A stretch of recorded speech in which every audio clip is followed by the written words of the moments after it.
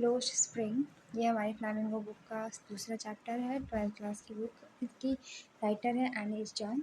इसमें राइटर ने 2 स्टोरी दी हुई है। एक है हमारी साहिर की, जो कि एक रैग पिकर था, और दूसरी हमारी स्टोरी है मुकेश की। वह एक बैंगल मेकर है और फ़िरोज़ाबाद में चूड़ियाँ बनाने का काम करता है, लेकिन उसकी जो ड्रीम्स है वो बहुत ही ज़्यादा अलग है, इसलिए उसकी यहाँ पे स्टोरी बताई हुई है।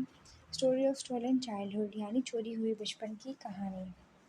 यहाँ पे कुछ वर्ड मीनिंग्स हैं और ये ऑथर के बारे में है। ऑथर है एनिस जंग, जिनका जन्म 1964 में राउरकेला में हुआ था और उन्होंने अपना बचपन और किशोरावस्था हैदराबाद में बिताई और उन्होंने अपनी एजुकेशन हैदराबाद से और अमेरिका से ली। उनके पेरेंट्स जो राइटर थे, एनिस ने भी इंडिया में अपना करियर राइटर के तौर पर बनाया और उन्होंने इंडिया में और अब्रॉड में बड़े बड़े न्यूज़पेपर के साथ एडिटर और कॉलमिस्ट के पद पर काम किया। उन्होंने बहुत सारी किताबें भी लिखी और जो ये हमारी स्टोरी ली गई है वो उनकी एक बुक लोस्ट स्प्रिंग से ली गई है, जिसके टॉपिक का नाम था story of stolen childhood.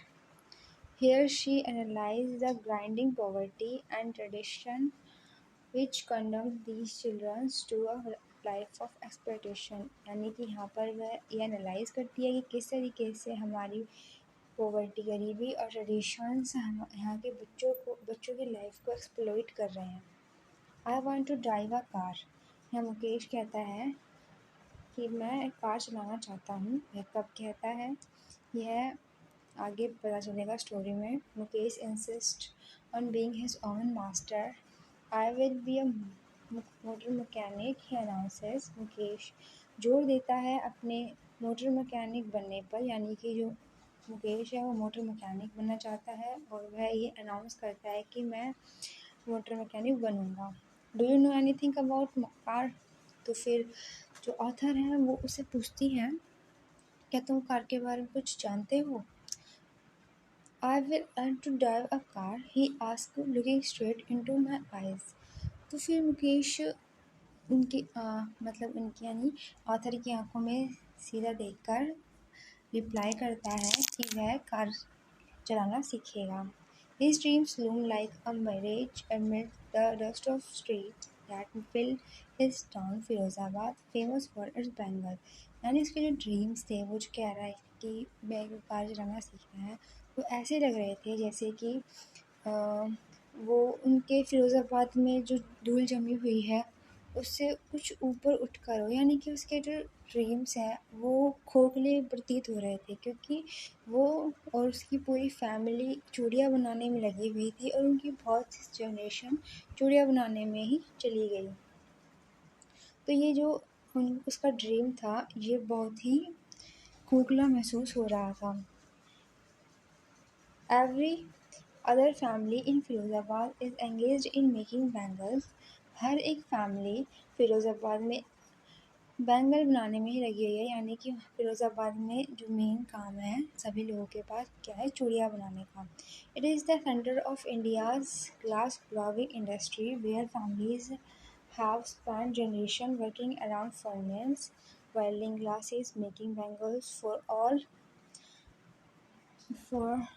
all the women in the land it seems। ऐसा लगता है जैसे कि यह इंडिया में एक सेंटर है, एक केंद्र है, जहाँ पर जो फैमिलीज़ हैं वो सभी लेडीज़ के लिए चूड़ियाँ बनाती है। ये फैमिलीज़ अपनी जनरेशन स्पेंड कर देती है, यानी बिता देती है उस फर्नेस के आगे काम करने में, यानी जो भट्टा है जहाँ पे जो कांच पिघलाया जाता है उस भट्टे के आगे काम करती है और ग्लास वेल्ड करती है, यानी चूड़ियों को वेल्डिंग करती है और चूड़ियाँ बनाती है। ये उन सभी वुमेंस के लिए जो चूड़ियाँ पहनती है उनके लिए अपनी जनरेशन्स, अपनी बहुत सारी पीढ़ियाँ इसमें काम करने में लगा देती है। Mukesh family is among them, और मुकेश की फैमिली भी उन्हीं फैमिली में से एक है। None of them know that it is illegal for children like him to work in the glass furnace with high temperature। उनमें से किसी को भी ये नहीं पता कि ये गैर कानूनी है कि मुकेश जैसे बच्चे फर्नेस, इन गर्म भट्टों के आगे तेज तापमान में काम करें। In dingy cells without air and light, जहाँ पे ना तो हवा पास होती है, ऐसे सेल्स हैं वो जहाँ पे ना हवा होती है ना लाइट होती है।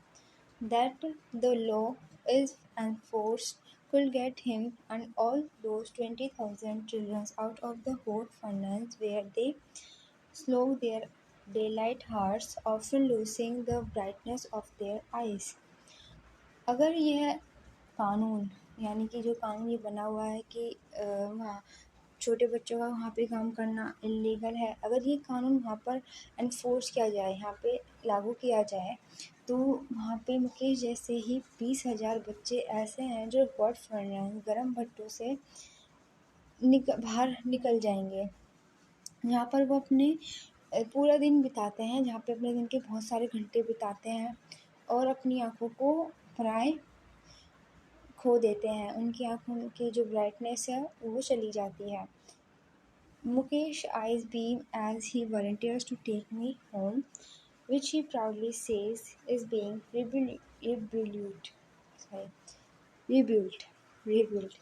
यानी कि यहाँ पे मुकेश, यहाँ पे जो ऑथर है वो कहती हैं कि मुकेश की आंखें ऐसी लग रही थी जैसे कि वो ऑथर को अपने घर ले जाने का इच्छुक हो। यानी कि मुकेश है वो ऑथर को अपने घर ले जाना चाहता है और वह प्राउडली कहता है, वह गर्व से कहता है कि उसका घर है वो वापस से बन रहा है, रीबिल्ड हो रहा है, यानी कि वापस बन रहा है। We walk down stink lanes choked with grey garbage, past homes that remain whole with crumbling walls, wobbly doors, no windows, crowded with families of humans and animals coexisting in a primeval state।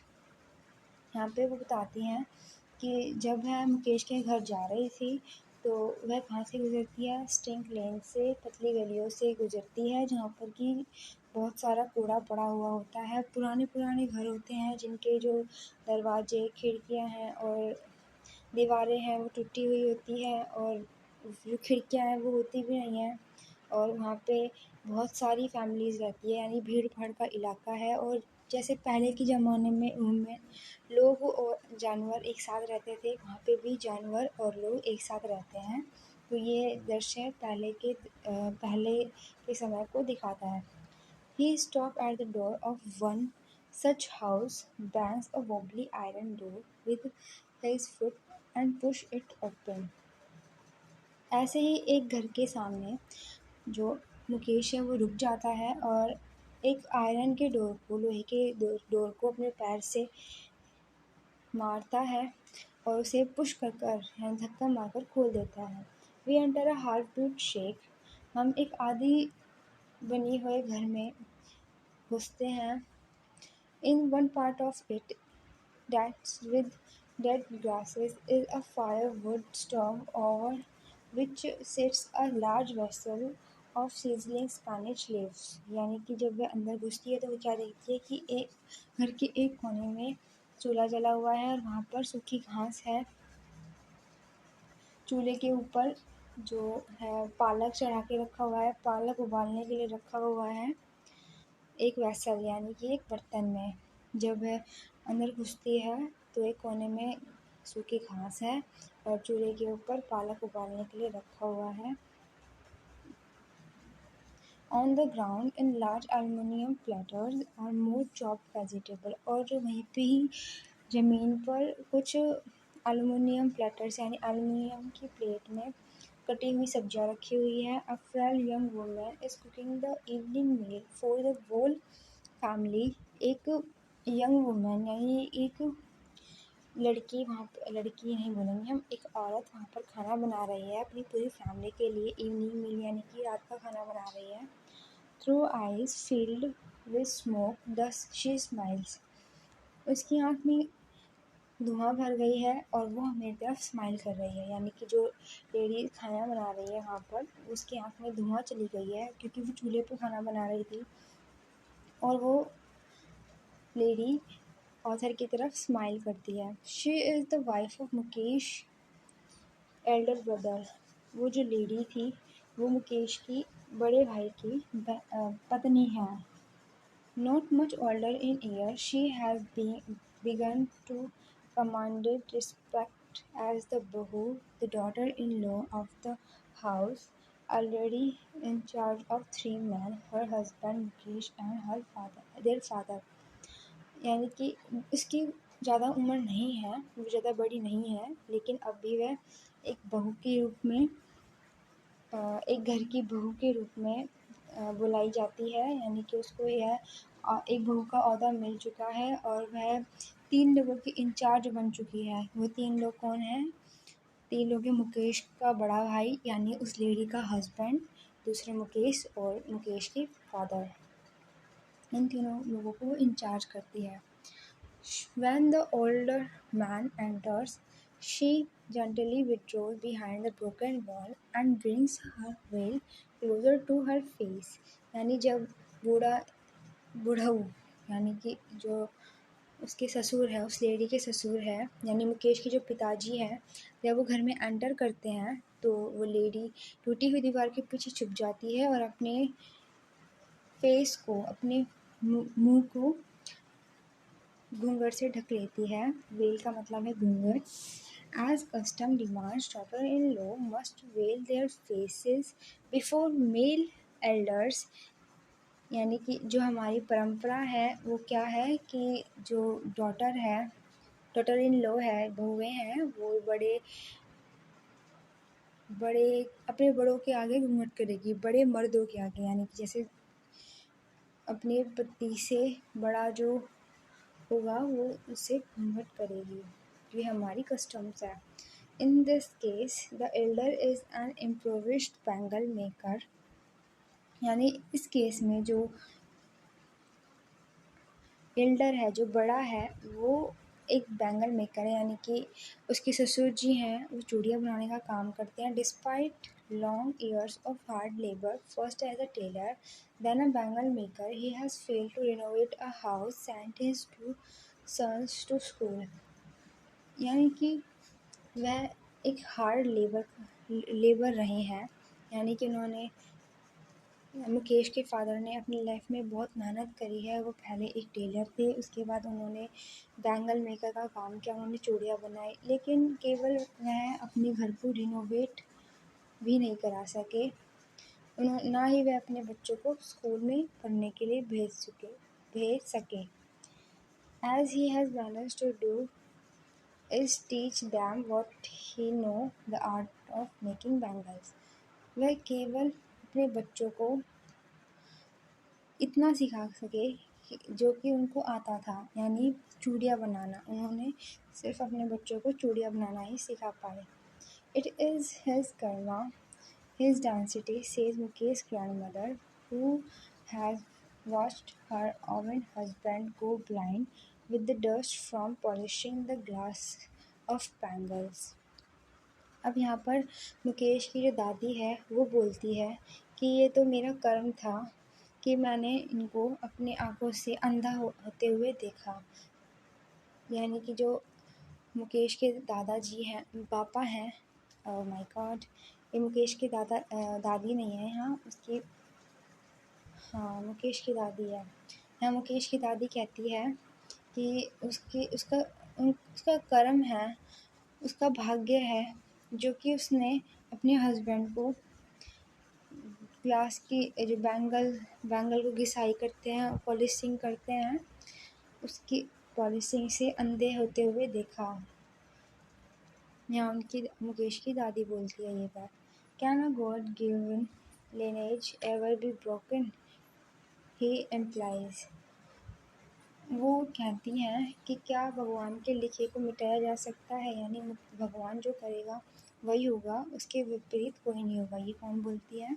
Mukesh की दादी बोलती है।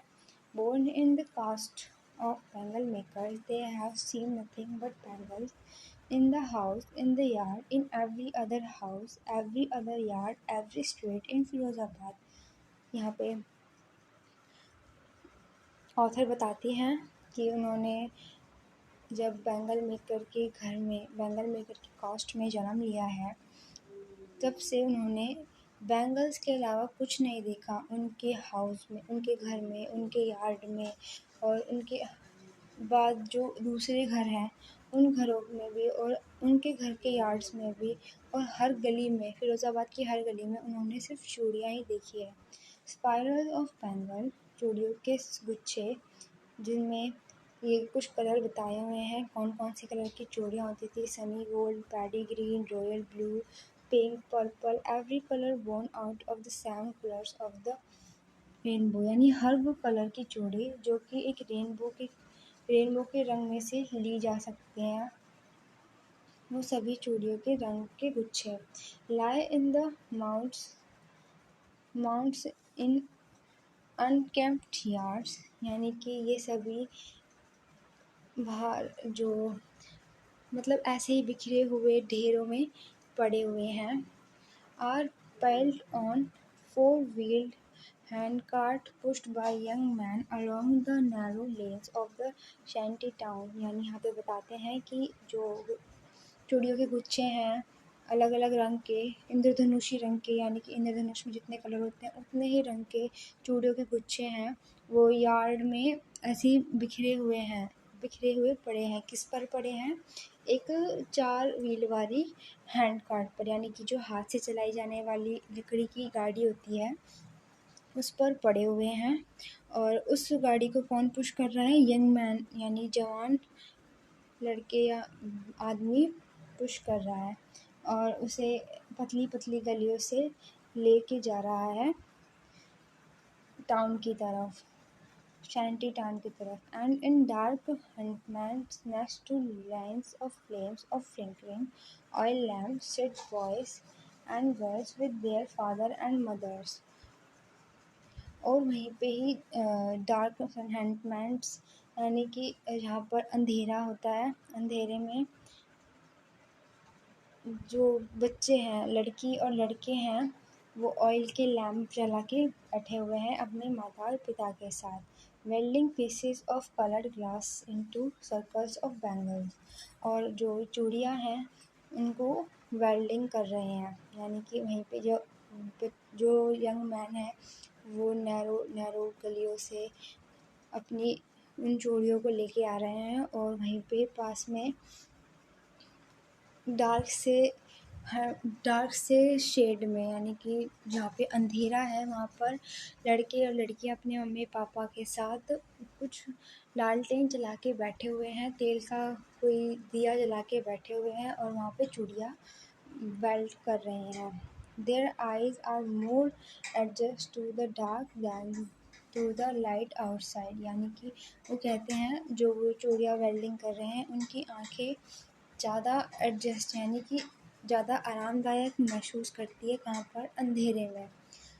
उनको बाहर रोशनी में सही से adjust नहीं होता है रहने में, यानी कि उनकी आँखों को आदत पड़ चुकी है उस अंधेरे की, वो उस अंधेरे में काम कर के। That is why they often end up losing their eyesight before they become adults, यानी कि वो एडल्ट होने से पहले ही अपनी आँखों को खो देते हैं। यही एक कारण है क्योंकि वो पूरे दिन अपनी चूड़ियाँ पॉलिश करते हैं, उसको जो चूड़ियों के कांच की डस्ट होती है उनकी आँखों में चली जाती है और अंधेरे में काम करने की वजह से भी उनकी आँखें प्राय खो जाती हैं। Savita young girl is in a drab pink dress sits alongside an elderly woman soldering pieces of glass. Savita भी एक जवान लड़की है, एक लड़की जो कि पिंक ड्रेस में है, जिसका रंग थोड़ा फेड हो चुका है। ड्रैप पिंक ड्रेस है और एक एल्डर यानी कि एक बूढ़ी औरत के साथ में बैठी हुई है और ग्लासेस को सोल्डरिंग कर रही है। एज हर हैंड्स मूविंग मशीनी like the tong of a machine, यानी कि उसके हाथ भी चिमटे की तरह चल रहे हैं जैसे कि कोई मशीन काम कर रही हो। I wonder if she know the sensitivity of the bangles she helped make, यानी कि मैं आश्चर्यचकित हूँ कि क्या उसको इसके बारे में पता है, इन बैंगल्स के महत्व के बारे में पता है, इस बैंगल का महत्व क्या है जिसे वो बनाने में हेल्प कर रही है। It symbolise an Indian women suhag auspiciousness in marriage. यानी कि जो ये चूड़ियाँ हैं वो क्या है, सिंबल है किस चीज़ का। इंडिया में वुमेन्स के लिए जो चूड़ियाँ हैं वो सुहाग का सिंबल है और वह शादीशुदा के लिए बहुत ही ज़्यादा शुभ माना जाता है। It will dawn on her suddenly one day when her head is draped with a red veil, her hands dyed red with henna, and red bangles rolled onto her wrists। यानी एक दिन उसके ऊपर ये बात उसको पता चलेगी एकदम से, जब विद अ रेड वेल, यानी कि जब उसके सर पर एक लाल रंग के दुपट्टे का घूंघट होगा और उसके हाथ मेहंदियों से रचाए जाएंगे और उसके हाथों में लाल रंग की बैंगल्स होंगी, तब उसे पता चलेगा कि ये चूड़ियों का महत्व क्या है। She will then become a bride, फिर वो एक ब्राइड बन जाएगी यानी कि दुल्हन बन जाएगी। Like the old woman beside her who became one many years ago, जैसे कि उसके साइड में वो बूढ़ी औरत बैठी है, वो भी एक दिन कुछ सालों पहले वो भी एक दिन दुल्हन बनी थी, उसी भांति वे भी एक दुल्हन बन जाएगी। एक वक्त शेर भर खाना भी नहीं खाया, she says in a voice train of Joy. यानी कि वहीं पे बैठी एक औरत ने बोला कि उन्होंने एक वक्त का भी पेट भर के खाना नहीं खाया, जिसकी आवाज़ में बिल्कुल भी खुशी नहीं थी, बहुत ही दुख से उसने बोला। She has not enjoyed even one full meal in her entire life time, उसने अपनी पूरी ज़िंदगी में कभी भी पेट भर के खाना नहीं खाया था। That's what she has reaped her husband, और यही उसकी पूरे ज़िंदगी की कमाई थी। Her husband, an old man with a flowing beard, says, I know nothing except bangles. All I have done in make a house for the family to live in। यानी कि उसका ही एक हस्बैंड वहाँ पे, जो कि जिसकी दाढ़ी बहुत ही ज़्यादा गहरी है, वह बोलता है कि मैंने अपनी ज़िंदगी में सिर्फ एक ही चीज़ सीखी है, यानी उसे सिर्फ एक ही चीज़ आती है जो है बैंगल बनाना, उसके अलावा उसको कुछ भी नहीं आता। और इसके बावजूद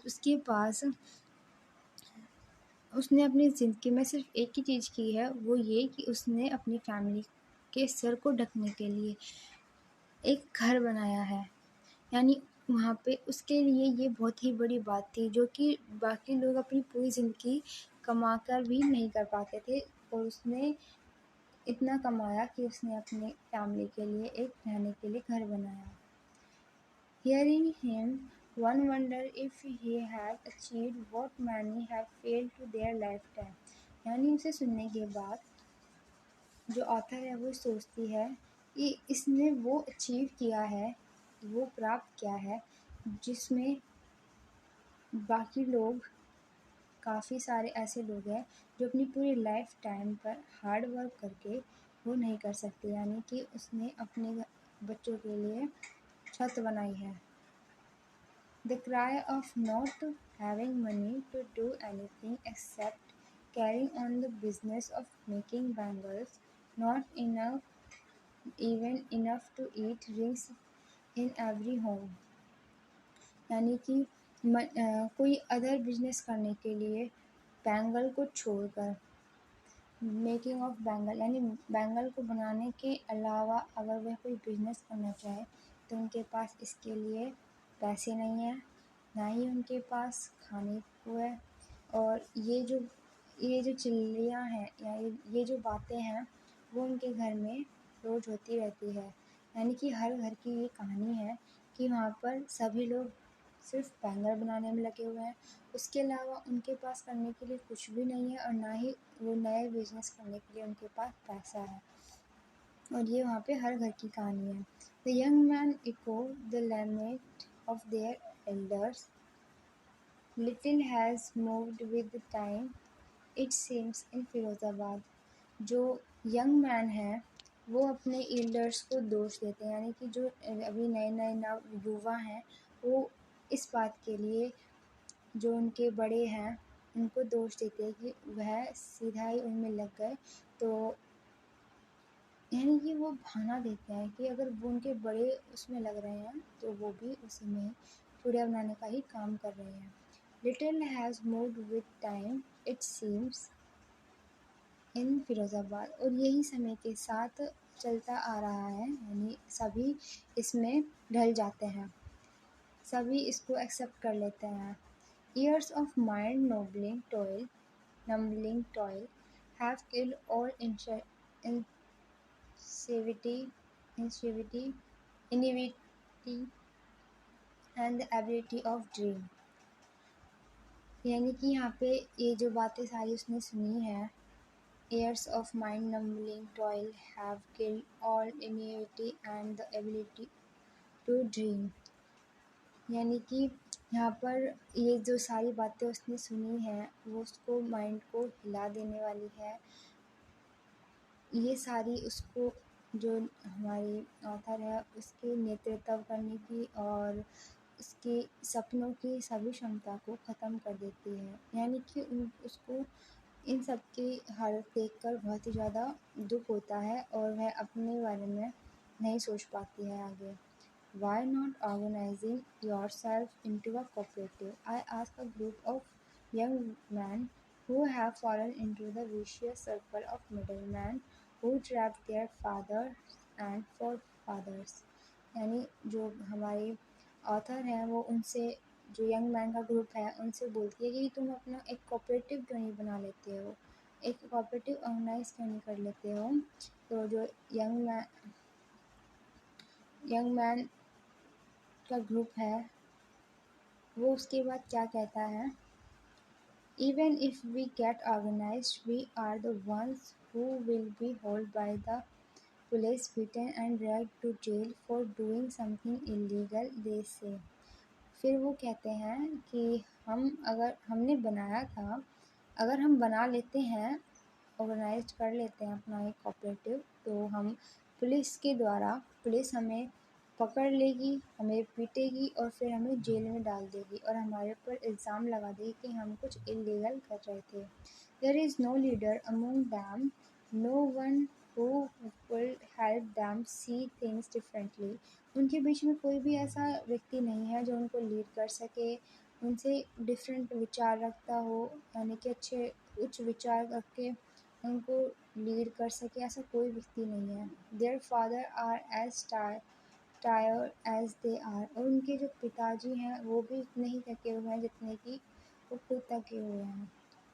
They talk endlessly in a spiral that moves from poverty to apathy to greed and to injustice। वो एक गोलाई में बात कर रहे थे, यानी कि वह कभी गरीबी की बात कर रहे थे, कभी ग्रीड की बात कर रहे थे, यानी कि लालच की बात कर रहे थे, एपैथी की बात कर रहे थे, तो कभी इनजस्टिस की बात कर रहे थे। Listening to them, I see two distinct worlds, one of the family caught in a web of poverty, burdened by the stigma of caste in which they are born। यानी कि जो ऑथर है वो इन सबको सुनने के बाद यह कॉन्क्लूजन निकालती है कि दो प्रकार की फैमिली होती है। एक फैमिली होती है जो कि पॉवर्टी में होती है, गरीब होती है और एक कास्ट के हिसाब से वह बर्डन की जाती है, यानी कि उनके ऊपर दबाव बनाया जाता है दूसरी उच्च कास्ट के द्वारा। The other official circle of the sahukar, the middleman, the policeman, the keepers of law, the bureaucrats and the politicians. यानी जो दूसरी प्रकार की फैमिली होती है उसमें आते हैं साहूकार, आते हैं मिडल मैन्स, आते हैं पुलिसमैन, आते हैं कीपर्स ऑफ लॉ, आते हैं यानी लोग कानून के रक्षक, और पॉलिटिशियंस आते हैं। Together they have imposed the baggage on the child that he can not put down. वो जो बड़ी फैमिली, जो दूसरे टाइप के जो लोग हैं, वो सब मिलकर बच्चों के ऊपर इतना ज़्यादा बर्डन डाल देते हैं, इतने ज़्यादा बगेज इम्पोज कर देते हैं कि जो चिल्ड्रन है वो कभी भी उसे उतार नहीं सकता। Before he is aware he accept it as naturally as his father. यानी जब तक वह इसके बारे में सचेत होता है, जब तक उसे इसके बारे में पता चलता है, तब तक वह इसे नेचुरली अपने फादर की तरह अपना लेता है। To do any thing else will mean to dare, यानी कि इसके खिलाफ, इसके अलावा कुछ और करना, यानी कि हिम्मत दिखाना होता है। यानी कि वह उनमें से कोई भी बैंगल बनाने के अलावा कोई व्यापार या कोई कार्य नहीं कर सकता, क्योंकि ये बहुत ज़्यादा हिम्मत का काम है। And daring is not part of his growing up, और यह जो डेयरिंग है यानी हिम्मत है, वह उनके उसका उन्नति का कोई पार्ट नहीं है। यानी कि उनकी जो लाइफ स्टाइल है वह उसमें ये हिम्मत नहीं कर सकती, क्योंकि उनको तो वैसे ही पहले से 2 वक़्त का खाना ढंग से नहीं मिलता है। तो वह इसमें लगकर क्यों अपना समय ख़राब करेंगे। When I sense a flash of it in Mukesh I am cheered. लेकिन जब वह एक चिंगारी मुकेश के अंदर देखती है, यानी मुकेश ये ड्राइवर बनना चाहता है, तो जब वह मुकेश की बात को याद करती है तो वह चीयर्ड अप हो जाती है, यानी कि उसे भी उत्साह मिल जाता है। I want to be a motor mechanic, मैं एक मोटर मैकेनिक बनना चाहता हूँ। ही रिपीट्स, फिर मुकेश वापस रिपीट करता है कि वह मोटर मैकेनिक बनना चाहता है। He will go to a garage and learn, वह गैरेज जाएगा और इसे सीखेगा। But the garage is so long away from his home, पर जो गैरेज है वो उसके घर से बहुत ज़्यादा दूर है। I will walk, he insist, मैं चल के जाऊँगा। वो फिर कहता है, do you also dream of flying a plane, तो जो ऑथर है वो उससे पूछते हैं कि तुम्हारा प्लेन उड़ाने का भी सपना है क्या, तुम हवाई जहाज भी उड़ाना चाहते हो। ही इज सडनली साइलेंट, वह चुप हो जाता है और फिर कहता है, no. Staring at the ground, he in मतलब वो धरती की तरफ देखते हुए नो बोल देता है। In his small murmur there is an embarrassment that has not yet turned into regret. उसकी जो बड़बड़ाहट में एक एम्बेरसमेंट होती है, लेकिन वो अभी किसी रिग्रेट में बदली नहीं है, यानी कि उसको अभी किसी चीज़ का पश्चाताप नहीं है इसके लिए। He is content to dream of cars that he sees hurriedly down the streets of his town. यानी कि उसकी आंखों में सिर्फ इतना ही सपना है कि वह जो कार है वो अपने स्ट्रीट्स में चलाए, अपने टाउन के स्ट्रीट्स में चलाए। Few aeroplanes fly over Firozabad, यानी कि फिरोज़ाबाद के ऊपर से थोड़ी ही प्लेन गुजरती है, जिसके ऊपर उसका ज़्यादा ध्यान रहता है। वो सिर्फ इतना देखता है कि उसको सिर्फ अपने स्ट्रीट्स में, अपने टाउन के स्ट्रीट्स में क्या चलानी है, मोटर गाड़ी चलानी है।